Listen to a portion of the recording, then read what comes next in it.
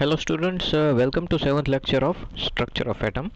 In previous lecture we discussed about wave nature of electromagnetic radiation and diffraction and interference. It is a type of wave nature. So if compound element or anything contains wave nature, then it will show diffraction and interference.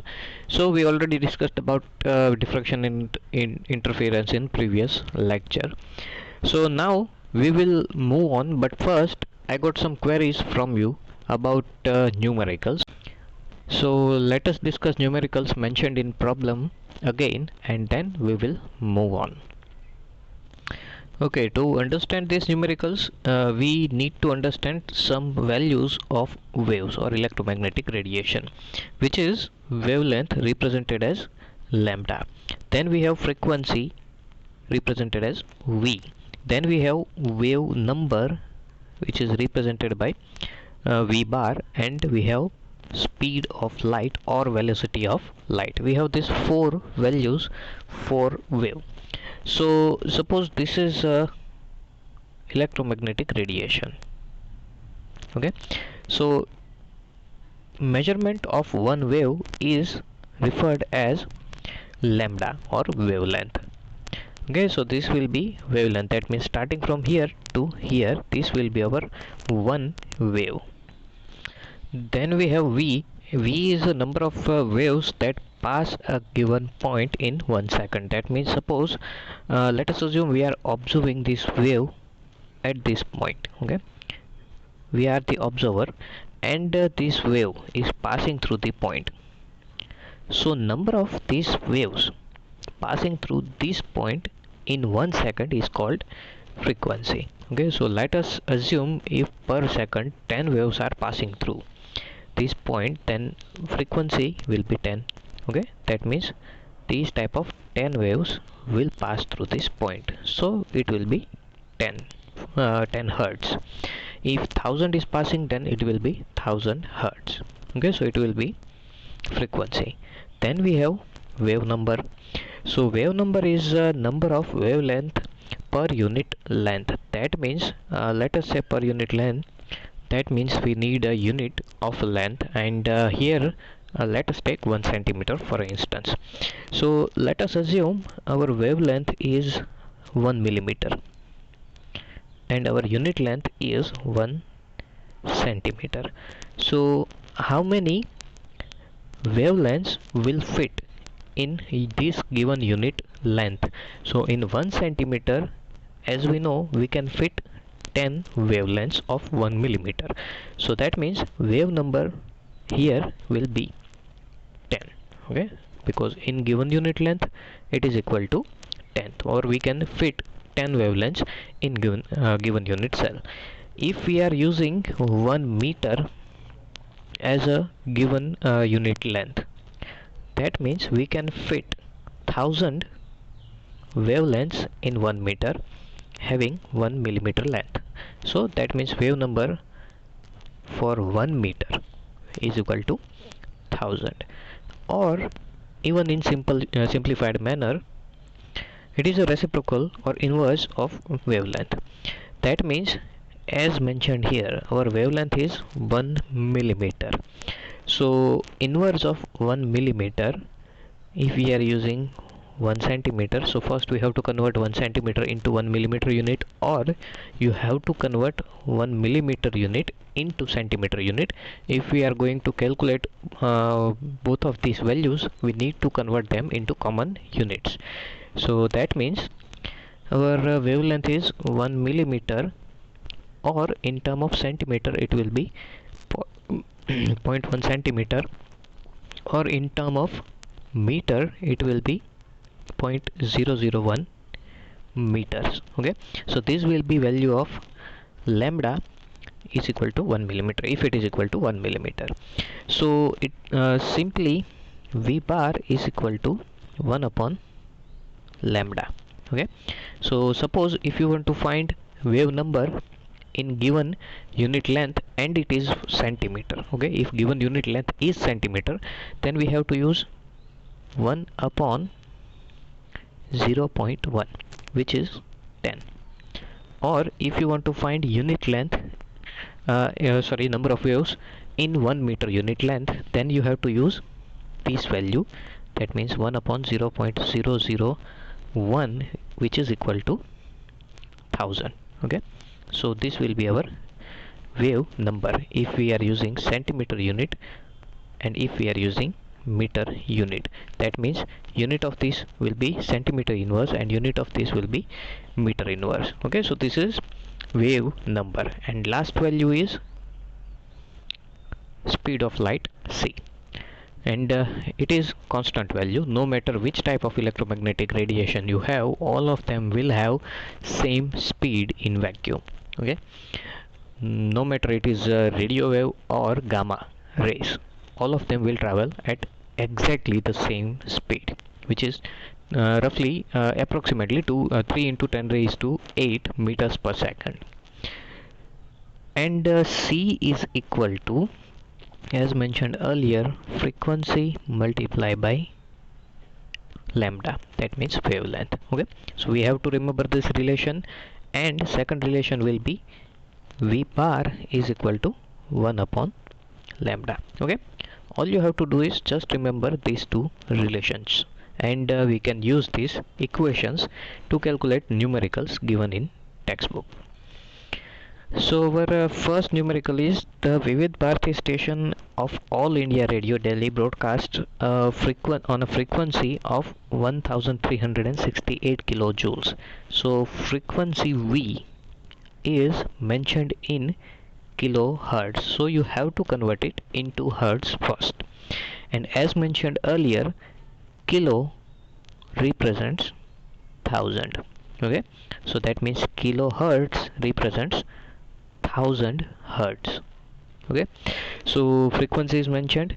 Calculate the wavelength, that means we have to find lambda of the electromagnetic radiation emitted by transmitter. Which part of electromagnetic spectrum does it belongs to? Okay, so you have to find part of electromagnetic radiation from obtained wavelength. Okay, here we have different ranges mentioned for different type of radiation. That means, as we can see, it will start from 10 raised to minus 16 to 10 raised to 8. Okay, so suppose your wavelength fall apart in between 10 raised to minus 6 to 10 raised to minus 4, then it will belong to IR. If it belongs to this region, then we can say that it is X-ray. If it belongs to this, then we can say that it is gamma ray. Okay, so you have to find where it belongs. So frequency is mentioned and you need to find lambda. That means we will use our equation C is equal to V into lambda, and our target is to find lambda, so our equation will be lambda is equal to C upon V. And first we need to convert frequency into hertz from kilohertz. Okay, so given values are C, we already know that because it is constant, 3 into 10 raised to 8 meters per second, and frequency is mentioned 1368 kilohertz. So as mentioned earlier, we need to convert it into hertz. So why? Because hertz is equal to centimeter inverse. So in frequency it is actually kilohertz, so we can say that kilohertz represents second inverse multiplied by 1000. Okay, so that means we need to convert them into common units, because in speed of light we are using second inverse. So it will be 1368 multiplied by 10 raised to 3 hertz. Okay, so this will be the frequency in hertz. So now let us put this value in this equation. So our lambda is equal to speed of light 3 into 10 raised to 8 meters second inverse divided by frequency 1368 multiplied by 10 raised to 3 hertz, or we can say that second inverse. So common units will be cancelled out, and when we calculate these values, you will get lambda is equal to 219.3 meters. Okay, so this will be our value of wavelength, or we can rewrite it as 2.193 into 10 raised to 2 meters. Okay, so this will be our range. So let us find 10 raised to 2 meters belongs to which electromagnetic radiation region. So as we can see here, 10 raised to 2 belongs to radio waves. Okay, so all of these are a type of radio waves, but these are the radio waves we usually use, and these are the radio waves which are very long radio waves. So that means we can say that our 10 raised to 2 value of wavelength belongs to radio wave. Okay, next one is the wavelength range of visible spectrum extends from violet 400 nanometer to red 750 nanometer. Express these wavelengths in frequencies. In hertz, 1 nanometer is equal to 10 raised to minus 9 meters. So as we can see, here we have wavelength, that means value of lambda is mentioned, and our target is to find frequency, that means we need to find V. So obviously our equation will be C is equal to V into lambda. We will use this equation. Okay, now as mentioned in numerical, wavelength of violet light, let us call it lambda V. It is equal to 400 nanometers. And as mentioned in numerical, 1 nanometer is equal to 10 raised to minus 9 meters. So we can say that in term of meter, this wavelength will be 400 multiplied by 10 raised to minus 9 meters. Similarly, for red color, our wavelength is 750 nanometers. So obviously it will be 750 multiplied by 10 raised to minus 9 meters. Now equation will be used is C is equal to lambda into V. So in this case we know about C because it is constant, lambda is already mentioned, so we have to find frequency in this term. So frequency is equal to C upon lambda. Now we know that value of C is in meter per second, so that's why we have to use meter unit for wavelength as well. So our calculation will be 3 into 10 raised to 8 meters per second, that means C, divided by, first let us calculate for violet, so it will be 400 multiplied by 10 raised to minus 9 meters. So common unit will be cancelled out, and when we calculate these values you will get 7.5 into 10 raised to 14 second inverse, and second inverse, that means hertz. Okay, so this will be the frequency of violet light. Now let us calculate for red light. So frequency of red light is equal to 3 into 10 raised to 8 meters per second divided by, and wavelength of red light in term of meter is equal to 750 into 10 raised to minus 9, so meters. So again common unit will be cancelled out, and when we calculate these values you will get 4 into 10 raised to 14 centimeter inverse or hertz. Okay, so starting and ending of our visible light will be 4 into 10 raised to 14 hertz to 7.5 into 10 raised to 14 hertz. Okay, so this will be the range of frequency of visible light. Okay, and last one is calculate the wave number and frequency of yellow radiation having wavelength 5800 angstrom.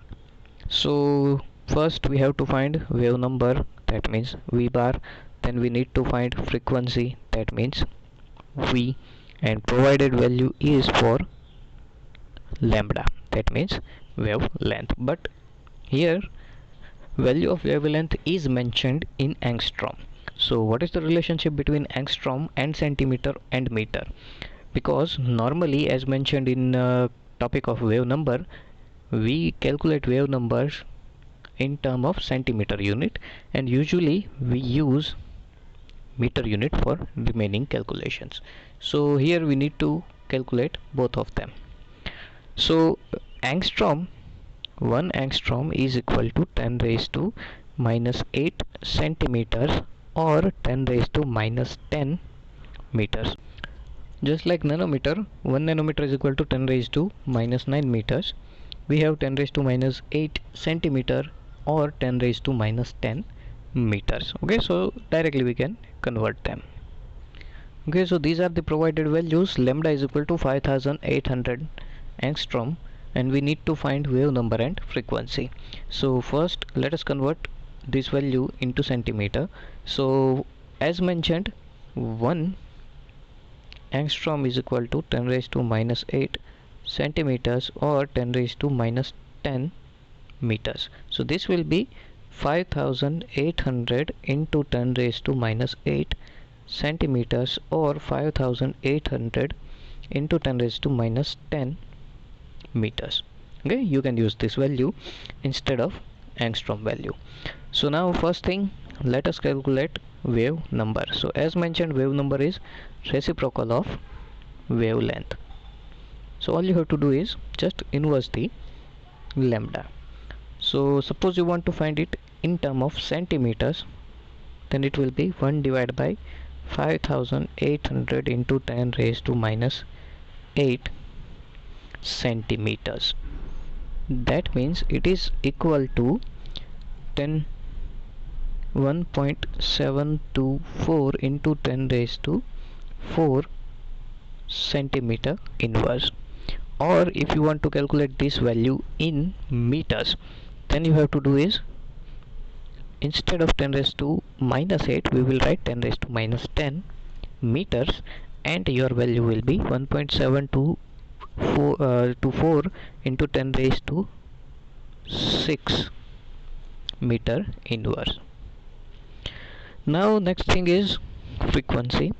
So frequency is equal to, we already know C upon lambda, and we know the value of C, which is 3 into 10 raised to 8 meters per second divided by, now if we are using meter unit in this, then we have to use meter unit in second term, that means in wavelength as well. So we will use 5800 into 10 raised to minus 10 meters. So again meter will be cancel out, and our frequency will be 5.172 into 10 raised to 14 second inverse or hertz. Okay, so this will be the frequency. Okay, so if you still have any confusion regarding to these numericals, you can ask me specific portion, in which portion or part you have confusion. Okay, so it will be more easy to explain it to you. Okay, so now let us move on our main points. So we already started our particle nature of electromagnetic radiation point. So in this point we discussed 4 other phenomena which cannot be explained using wave nature of electromagnetic radiation, which is the nature of emission of radiation from hot bodies or black body radiation, practical is also known as black body radiation practical, or photoelectric effect, or variation of heat capacities of solids as a function of temperature, and line spectra of atom with the special reference to hydrogen. Now this phenomena indicates that means we are talking about black body radiation. The system can take energy only in discrete amounts, that means small quantity, fixed small quantity. Let us say in terms of joules, this minimum requirement of energy either absorbed or emitted is 2 joules. That means system or substance can only at least absorb 2 joules of energy, or it can emit 2 joules of energy. It cannot absorb or emit between it, that means in multiply of 2, either it can absorb or emit 2 joules or 4 joules or 6 joules and so on.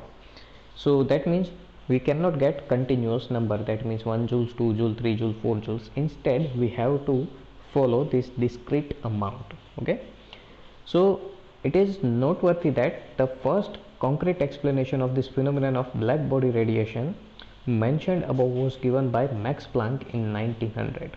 Let us first try to understand this phenomena which is given below. So, hot objects emits electromagnetic radiation over a wide range of wavelengths. So, what it means? Hot objects, that means, as mentioned in earlier lecture, when we heat metals it will start glowing. So glow of metal depends on temperature of that metal. If temperature is more, then it will emit different color, and if temperature is less, then again it will emit different color.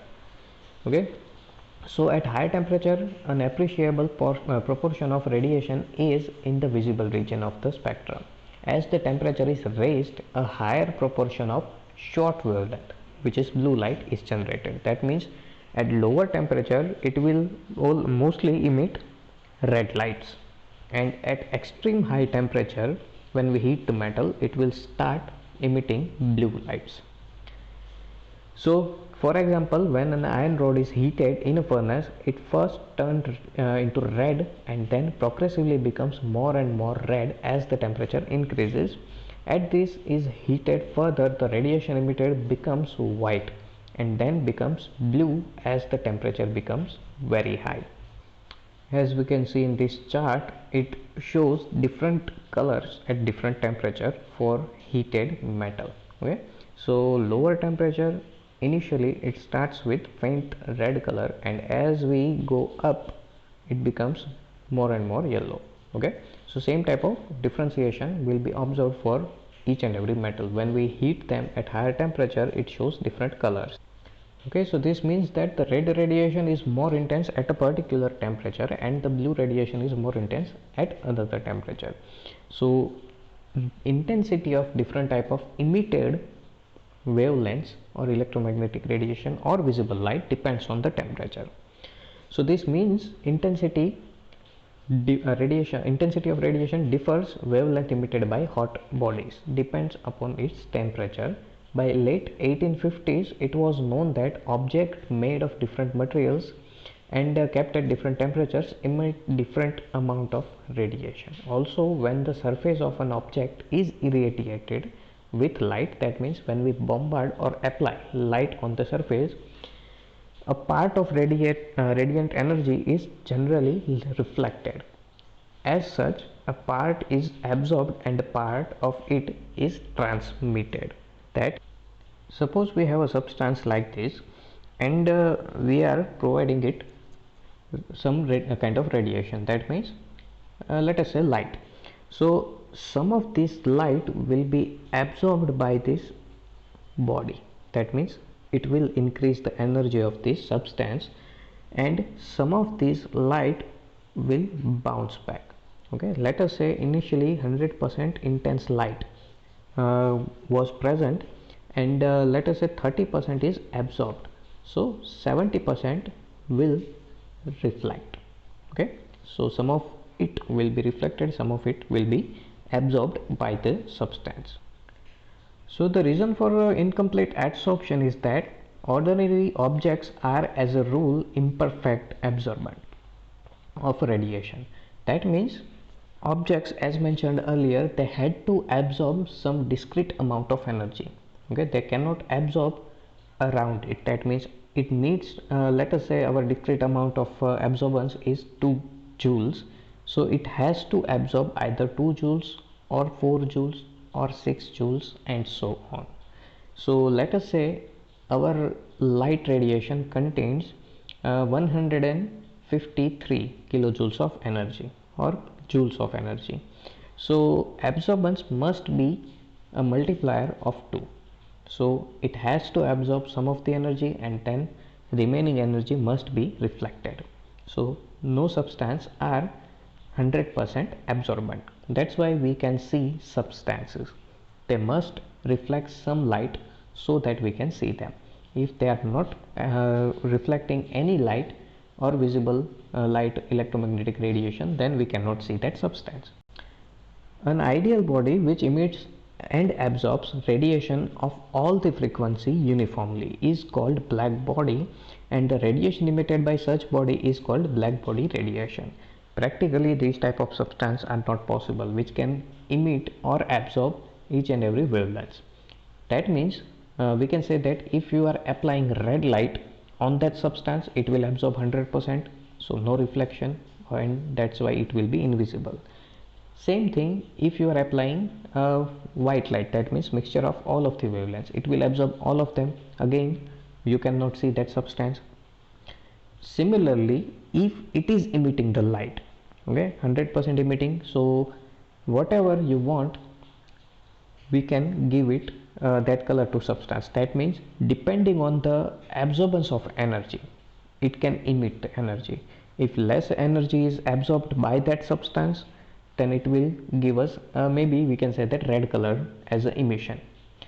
If we are applying more energy to that substance, so energy of substance will be more, so it will emit stronger waves or electromagnetic radiation, and color of that substance will be blue.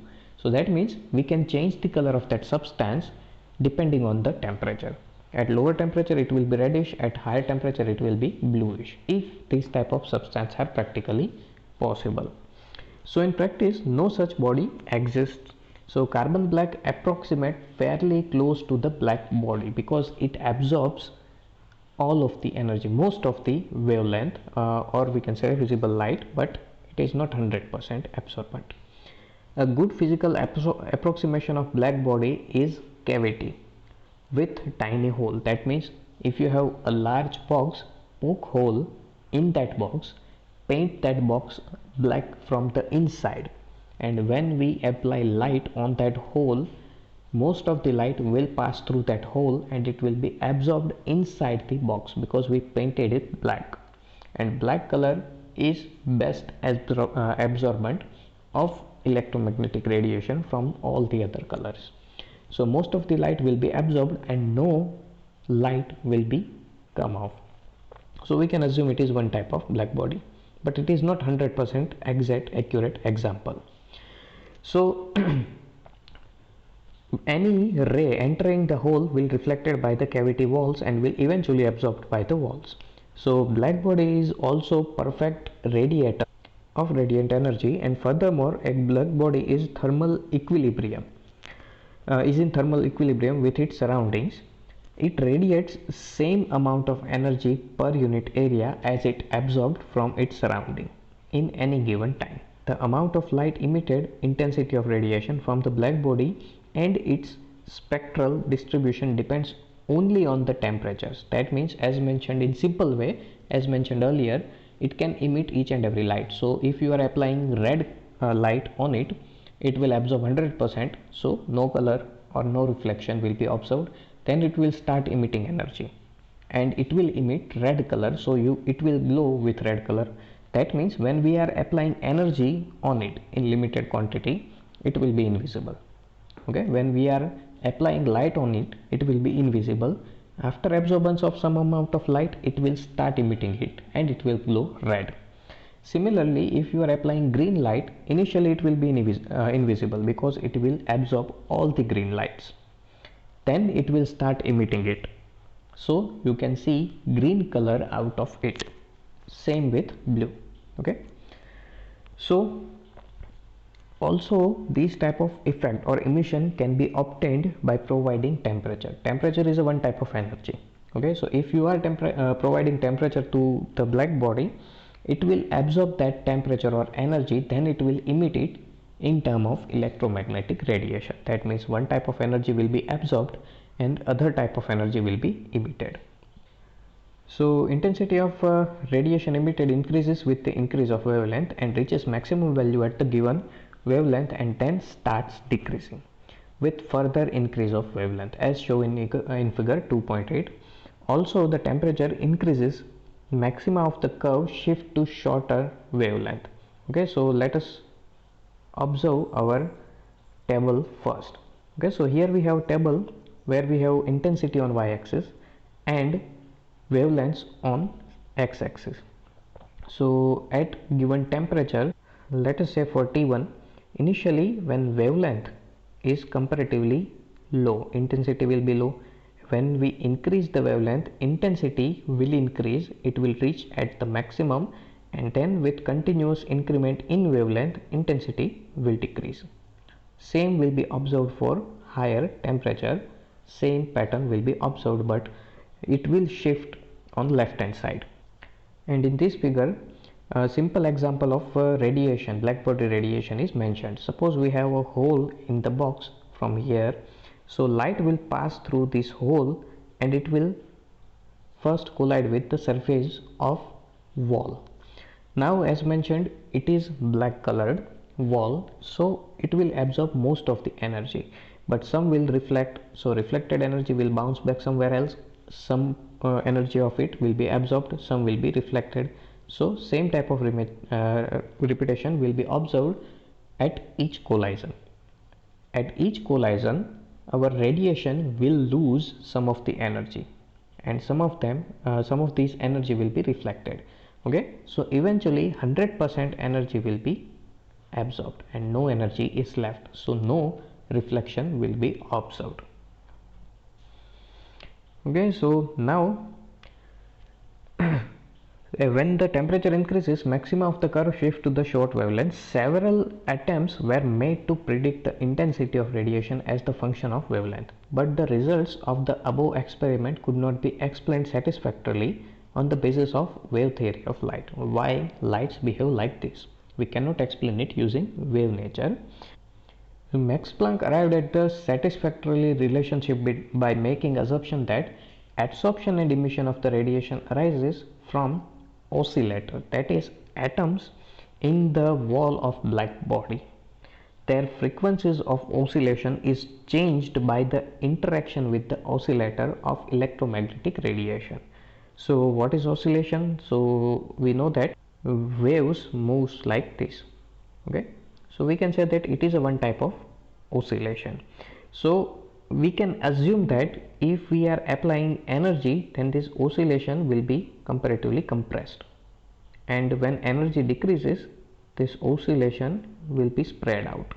So this represents higher energy, this represents lower energy of waves. So Planck assumed that the radiation could be subdivided into discrete chunks of the energy. He suggested that the atoms and molecules could emit or absorb energy only in discrete quantities, as we discussed already, and not in the continuous manner. That means it cannot absorb energy in 1, 1.2, 1.3, 1.4, these type of values.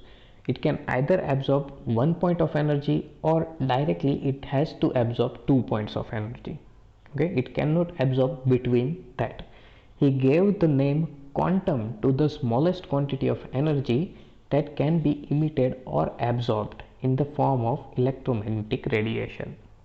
The energy E of quantum of radiation is proportional to the frequency and expressed by the equation 2.6, which is E is equal to hv, where h is a constant known as Planck's constant and v is a frequency.